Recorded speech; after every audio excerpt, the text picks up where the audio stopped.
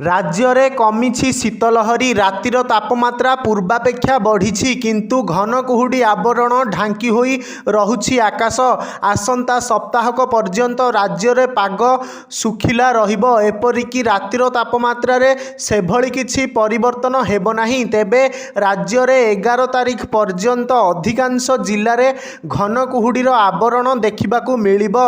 एने सतर्क सूचना जारी करिछि आंचलिक पाणीपाग विभाग।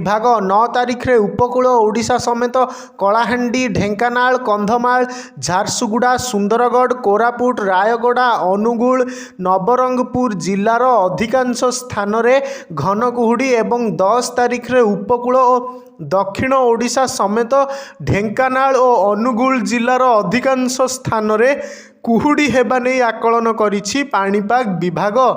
तेबे गत 24 घंटा मध्य राज्यर पाग मुख्यतः सुखिला रहिथिला। केतेक स्थान रे रातिर तापमात्रा स्वाभाविक ठारू 2 डिग्री अधिक रेकर्ड करा जाइछि। तेबे जी उदयगिरी रे राज्यर सर्वनिम्न तापमात्रा 7.5 डिग्री रेकर्ड करा जाइथिबा बेले कोरापुट रे 8.3 डिग्री रेकर्ड होइछि। सेहीपरि दारिंगीबाड़ी रे 9.5, फुलबाणी रे 10, किरेई रे 11.4, सेमिलीगुड़ा रे 11.5 डिग्री रेकर्ड करा जाइथिला।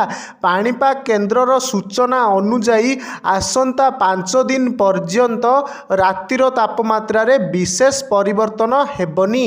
तापमात्रा स्वाभाविक ठारू 2 ରୁ 4 डिग्री अधिक रहिबो।